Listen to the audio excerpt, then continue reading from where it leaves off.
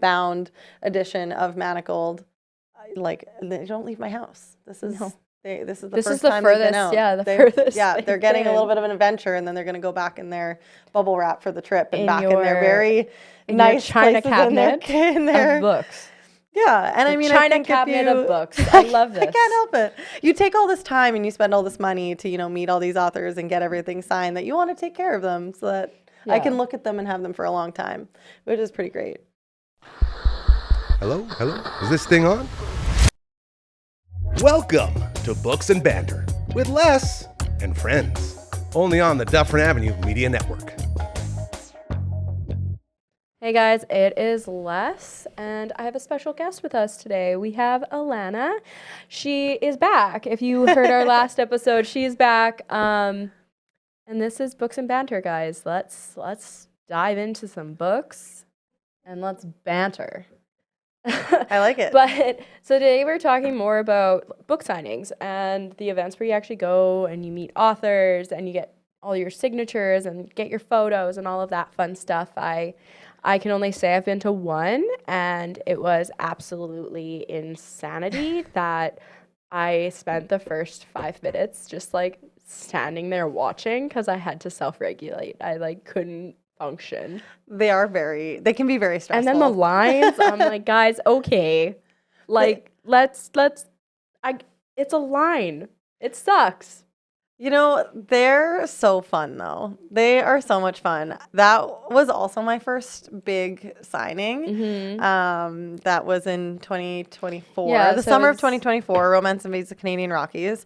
I had always wanted to go to a signing ever since, way before we went to that one.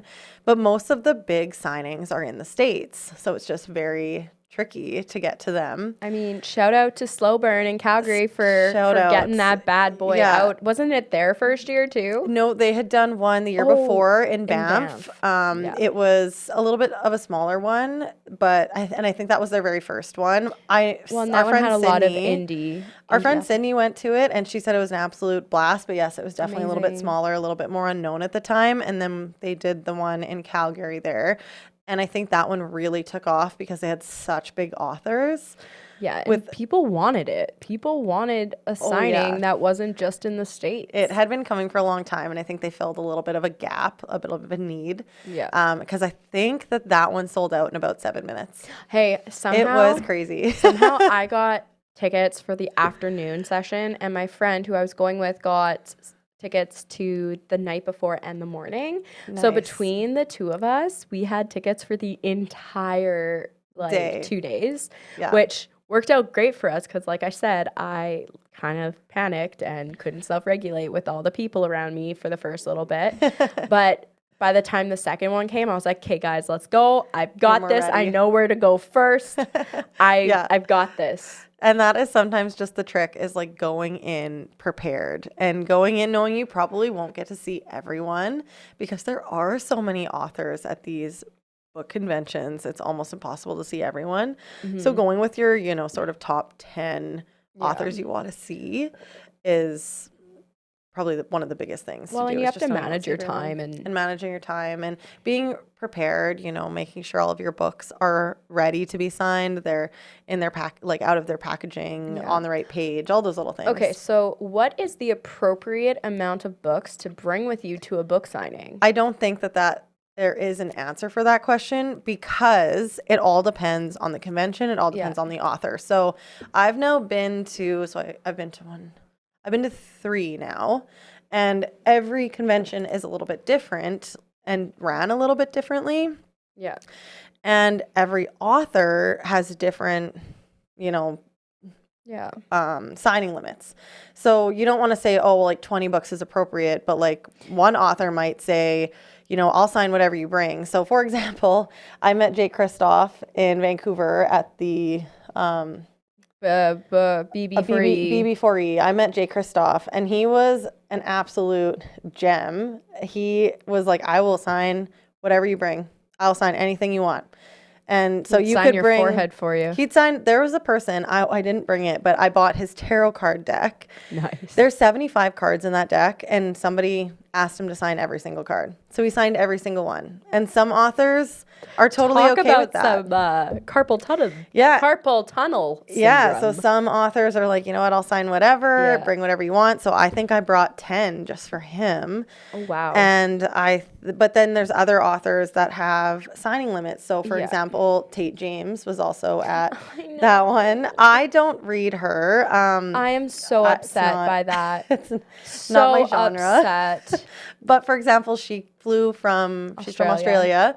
And she had a signing limit of 3. She'd only sign, or no, 5. I think it was 5 books. And you could get back in line, but her lineup, it was a 2-day signing. She almost didn't like see everyone because you had a number and it was just kind of, it wasn't chaotic. They were very well ran. Like they knew what they were doing. Yeah. But had she not had a signing limit, there's no way that everybody would have seen her because some people have 25 books and they would just bring them all. So again, I don't think that there is an appropriate amount. I think it's just knowing that some authors will have signing limits and some won't. And the convention and the authors always tell you ahead of time what the limits are. And don't they give you certain, like I know for the one that I went to, they give you a bracelet for certain authors so that you like go in line for them or whatever it works, just because of how long some of the lines can get, and you're not going to be able to see everyone. Depends on the signing. Like some signings use bracelets, some signings use like a online queue, or they'll use an app. I think some you have to sign up, some are ticketed, so you have to buy a ticket in advance. So like all of them are a little bit different. It just sort of depends on how they're ran. If it's a tour stop, you have to buy a ticket, which then like comes with a signed book. Yeah, so. I know that when I went, I had one of those, oh my gosh, the like plastic book carriers on wheels. Yes. And I realized that like, yeah, it's all fine and dandy to bring one of those with books, but like when you fill that up with books before you go, I don't think you realize how many books you end up buying or somehow ending up with, because I had 2 or 3 pre-orders. Yeah. And then I went and got them and I was like, well, crap, where do I put them? Because I have no room. Yeah, so most people, when you run out of space, there'll be a book holding area, so you can bring. Oh, actually? Yeah. Oh, a lot of them will have a book holding area, so you can bring a suitcase. Because all of the conventions that you ever go to, you're only allowed those, sort of 4x4 wheelie, like upright ones. My little purple box on wheels. Yes, it's your little purple box on wheels. So then what they do is they have a holding area where you can bring, a suitcase and you can unload books into there, and then you would leave it there. Yeah, that's brilliant. And then you can empty out your wheelie one and then keep going back around with your books and just like keep unloading. So a lot of people do that. And then you bring your suitcase full of books back on the plane and you check that bag. I was going to say, you just have a suitcase with books in it. Suitcase full of books. Man, you got to adhere to that 50-pound limit. Or you get another bag. I know the 2 girls I met from Toronto, they both had 2.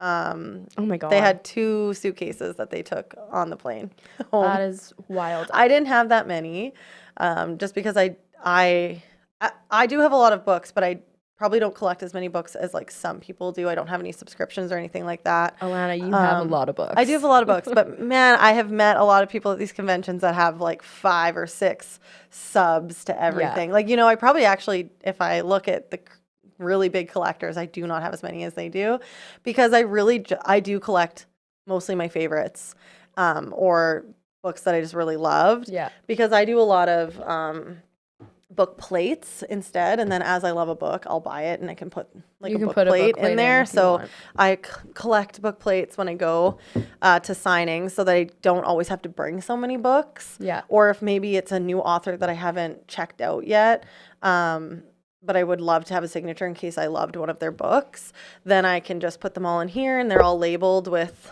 the author's name, and so that it's really easy to kind of just pull one out if I found a book that I really liked. So and it's also kind of cool if there's an author that I met that I maybe don't read as, like, that's not really my genre. But for example, I met Tate James and she signed my book plates for me. And so now I can just, keep them in here, and I think it's kind of cool. And it's just a cool keepsake for an author that because the girls I went with absolutely loved Tate James, so we all went together, and I didn't have anything for her to sign, but she was like, yep, I'll sign your book plates. You know what? So it's pretty cool. So I highly recommend Hashtag book Tate plates. James, send me a book plate, please. I highly recommend book plates for Man. signings, just because they take up way less space. I was really excited because I had a pre-order for BB4E, and like last minute I got a ticket and they're like, hey, like here's the ticket, blah, blah, blah. But I was leaving for St. Martin the next morning, and I'm not going to lie, I looked into airplane tickets, and I'm like, okay, like I could go for the whole day, and then I have to leave at 3 a.m. to get back to Calgary to leave at like 4 p.m. I could do it, and no, I didn't even try. So I ended up having to give up my ticket, which meant that you got to pick up the book. I did pick up your book. You did pick up my Lee Rivers book, and I was so excited. And that's another thing that's so fun about book signings, is that a lot of the times they'll have book like exclusives that you can get at these signings, and then if you don't get it there, you can't get it anywhere else. Like for example, ones that were really popular were at the time, Elsie Silver had those the really pretty ones, really pretty, the reckless, flawless. So I have those, and those too. are now, you cannot buy those anymore. So that makes them really rare and sought after. Well, and don't even have a barcode on them? No, because they don't, like special edition. They're special editions, and a lot of special editions won't have barcodes on them because like the authors just make them, and if you don't order them at the time, you can never get them again. And I think that is really cool, because then you end up with this rare book that you can never get anywhere else. And that's one thing about signings that also makes them really cool, is that, if anyone watched the other episode, I talked about, some books just end up being more rare than others. There's things that make books more rare is them being signed. So going to signings can make your books more rare because your books are signed. And I'll just use these, for example, this Bridge Kingdom, Danielle Jensen, I got to meet her at the one in Calgary. Yep. Yeah, she was there. And these are an indie. So indie means that they are independently published. The author published them. It wasn't with a publisher. So she did these ones, and then they went out of print because this series is now traditionally published.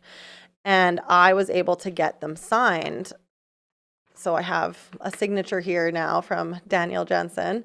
And this now makes this book very rare, because you cannot buy this book anywhere anymore, and it's signed. Well, and the only way that you could get one is if you found somebody on a trading page that had it. Do you know how much that book would go for? Like, it's a signed indie version. People want those. People want them. I'm not gonna lie to you. I wanted the Quicksilver indie version so bad, but by the time I hopped on the train, they didn't have them anymore, and they go fast. And like, it's crazy.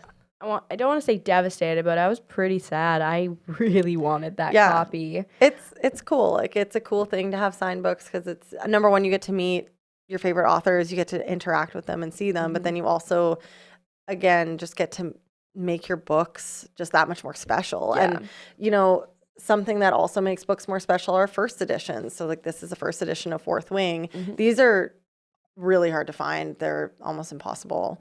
You have to trade. Too. Yep. If you got it when when it first came out and you were looking into it, but now they're very hard to find. People trade for really expensive books.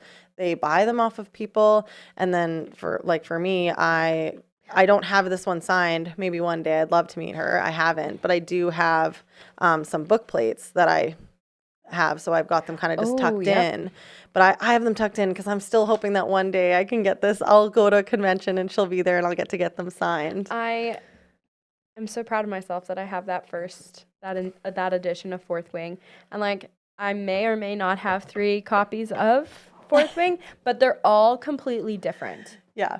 So I mean, I'm not telling myself that I am spending too much money on the same book, because they are all different. They're not the same. That's fair. And some people like to collect lots of copies of their favorite books. Some people like to collect just different copies of books. I'm very much like, I like to collect my favorites from my favorite authors, and then I like to, hopefully go to book conventions and get them signed. So now we were just talking about book conventions we're going to. So this next coming year, I'm going to BookCon in New York, and I'm also going to the Romance of the Canadian Rockies in May. You know what Banff. You know what? I am still so mad at myself because I remember talking to you about it, and I was like, yeah, like I'm just waiting for tickets to go on sale, and you're like, dude, tickets went on sale like 2 months ago. You kind of missed it. Did you not check the group chat? Because we talked about it.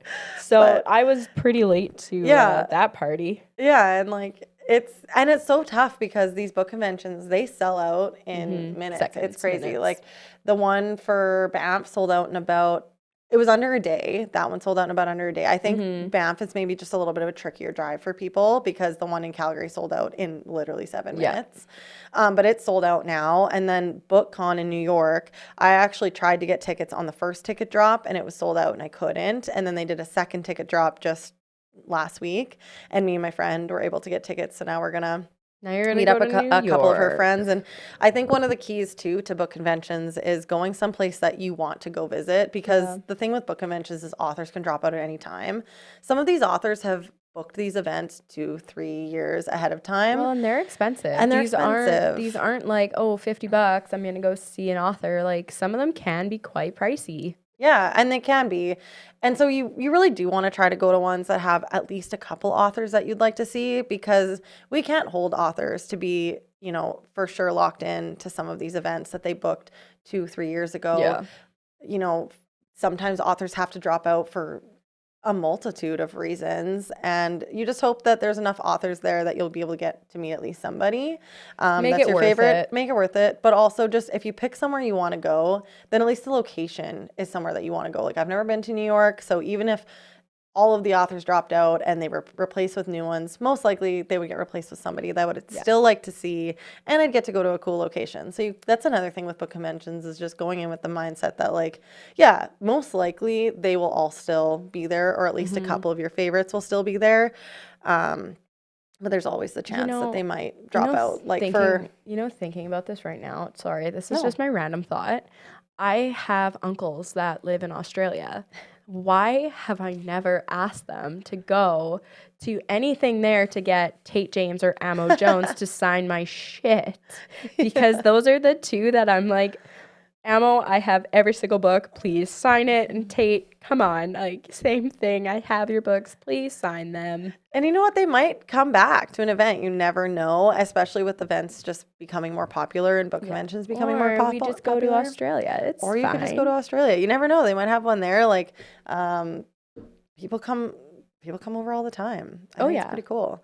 And then you get, I don't know. There's just something about meeting your favorite authors, and also just and you make friends, and hey, did you guys know that there's almost Pokemon cards that are bookish Pokemon cards? Yes. And I don't know how else to explain them, but they're trading cards, and I didn't know that was a thing. The year I went, we were trading bracelets like Taylor Swift, and now we're trading cards that.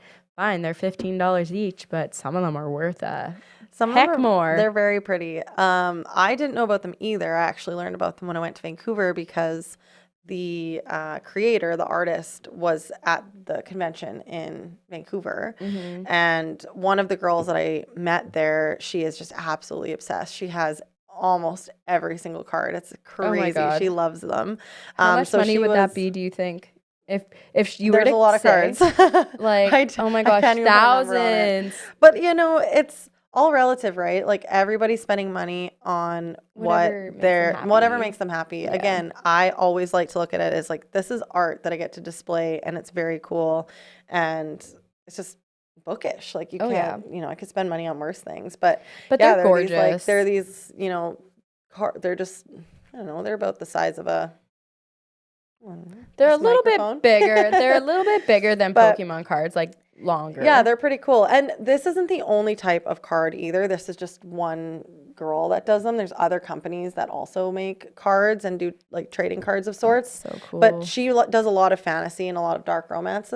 This creator, whereas there's another creator. I don't want to butcher this, but I think it's Lila June. Anyway, she does a lot more like romance and like cowboy stuff, and she also does like cards, like very similar cards where it's got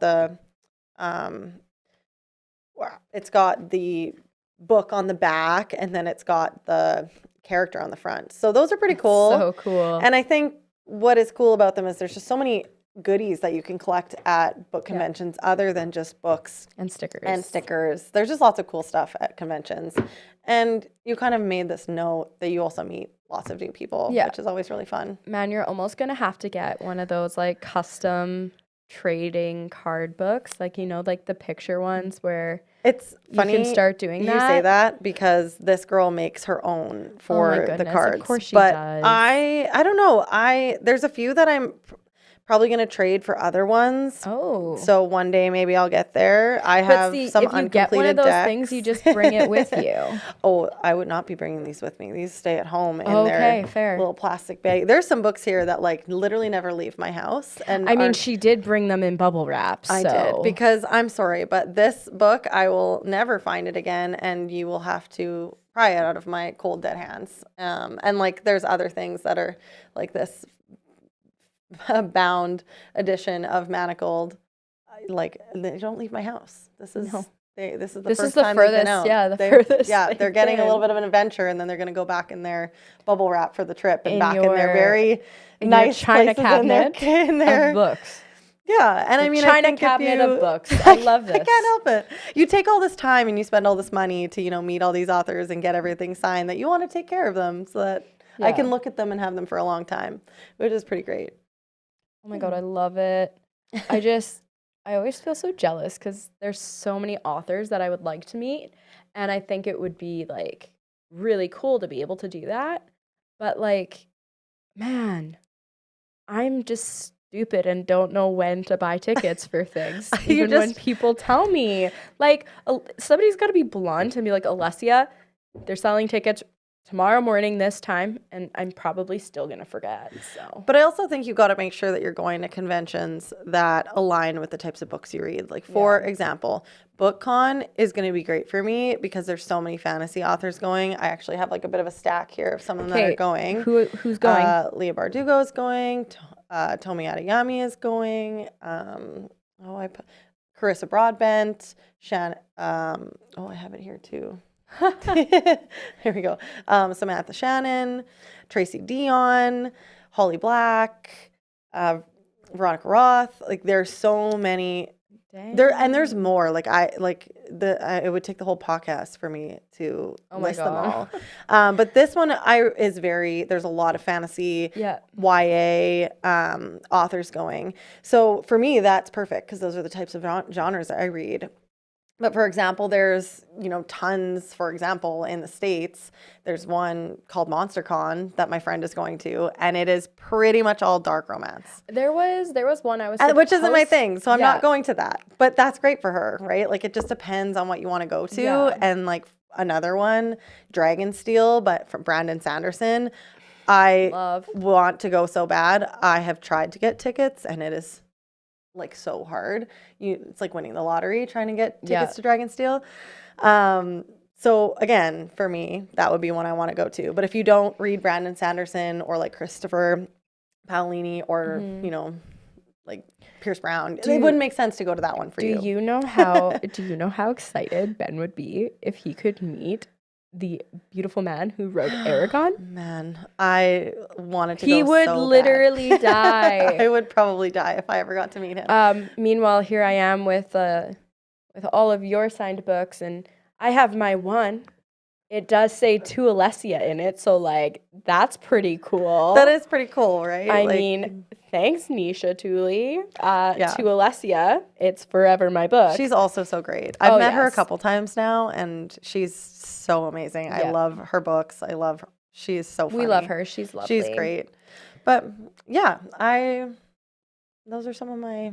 I was going to say, I was supposed to go to, I don't remember the name, but it was in Phoenix last year. Yeah, I remember you all telling I want me to about say that. is Wild and Windy, but I don't think that that's what it is. I think it's a different one. Wild and Windy West, or Yeah, something like that. But I remember we were going to go, but it was just one of those signings that it got a little hard for us to get there because plane tickets were expensive, or I can't remember exactly what was going on at the time, but none of us could get cheap plane tickets to go. It was just too much money for such a quick turnaround, and Yeah, it was just hard. And what I find is difficult too is when you have tickets to book signings and then you can't go anymore, but you already have the tickets, sometimes it can be really hard to try to sell them.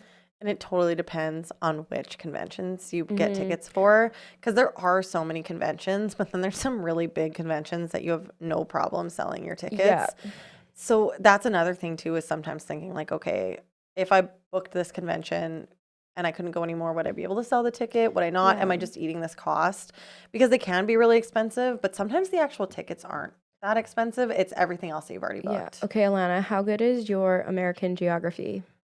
Don't quiz me. Okay, Why? so like there was a book convention my friend and I, another friend and I were going to go to, but she ended up having a baby. So it was just one of those situations that it didn't work for us to go. And I remember there wasn't an airport that I could fly to there. They have an airport, but there was no direct flight. So I was going to have to go to Chicago and drive up. But I can't remember the name of the place where the book signing was. And like all I want to say is Cincinnati, and Cincinnati is not what I'm looking for. Yeah, I'm not hopeful yeah. there. I mean, oh man, yeah, it's like, gonna hurt my head for a while. So that would be like a thing, you know, if you were ever, you know, if you're listening to this podcast and you were thinking about maybe trying one, as someone who's been to quite a few now, I would just recommend looking into that beforehand, making sure that there's, you know, an airport nearby, there's places to stay, maybe you have a, you know, a friend to go with. I found it. Oh, where is it? Milwaukee.